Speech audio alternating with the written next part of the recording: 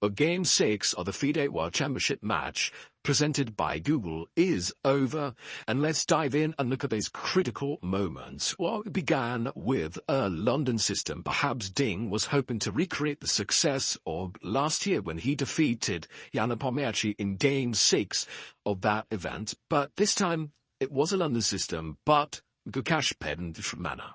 That's right, here we saw a check from Ding, forcing black to block with the knight, and a very ambitious variation, a very forcing variation, meaning that the tension in the opening was already extremely high. Here the white queen jumped out and then stepped back, creating a nasty pin along this diagonal. This pawn is threatened. It had to be defended by Gukesh. At this point, both players were still in the opening theory of anchor, but it got very sharp after a trade of knights. The white queen won a pawn, and this is where Ding got ready to castle on the queen side, and both players knowing what they're doing, but crazy.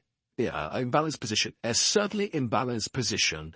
And here, what is really so crazy that both players have to play very precisely. And this is why Gukesh activated his rook and made sure that the knight on d2 couldn't go to his side square. So he had to go to c4 in order to protect the b2 pawn. And interestingly enough, it's here that Gukesh needed to make his queen a nuisance, lift the queen up to f3, and make sure that white didn't get the ideal defensive construction of lifting a rook onto the second rank. Yeah, keeping an eye on the white rooks would have prevented what happened in the game. Instead, Gukesh played a very natural move, a very human move, trying to harass this white knight.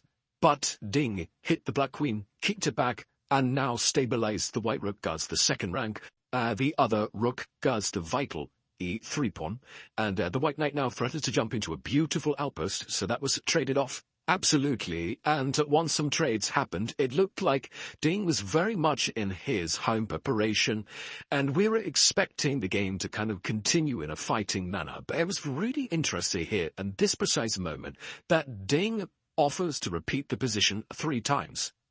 He started offering a queen trade. If queens disappear from the board, white has the advantage due to this passed pawn, which is going to sprint forward, maybe accompanied by the white king. White also has the open d-file access there.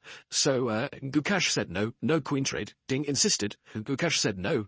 Ding asked again. And at this point, we were assuming that Gukesh would drop his queen back. With a 3-fold repetition, a draw. He could have claimed it. He could have banked it here, saved himself 20-plus moves, but instead, he played for the win, the courage from Gukesh. Definitely a courageous decision, ultimately very risky, because it just encourages Ding to actually put his pieces on the squares that they want to be on. So we see a doubling of the rooks, and now g6 from Gukesh, just simply making some lift, as we like to say, for the king. And it was really interesting here, because we thought that Gukesh might have taken it one step too far, especially when we fast forward to some later on. If we just see there's some beautiful centralization from Ding. Just improving his pieces, black's queen very agile, switching sides of the board, but not getting anywhere. White has a very solid pawn formation. The white king is relatively safe. And, Gukesh pretty much just played with his queen for half a dozen roos or so.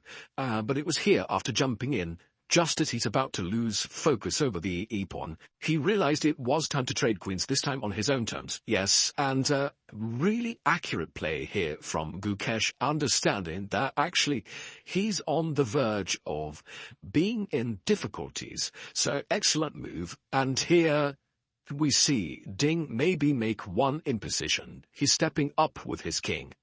Now, he steps his king forward. This ultimately didn't really help White's cause. The position is what we call a race. White's pawns should start running, potentially. Maybe the best would have actually been to defer the tension, keep the queens on.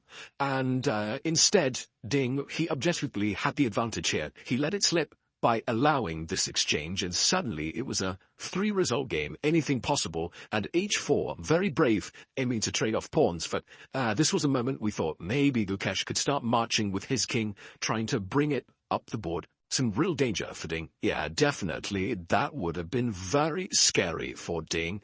But instead, he decided to play e3, and attacking the rook, forcing the rook to go on the defensive, and now try to get this plan, but in a maximalist manner, just stepping up with the rook. Still, it could have been possible to come up with the king.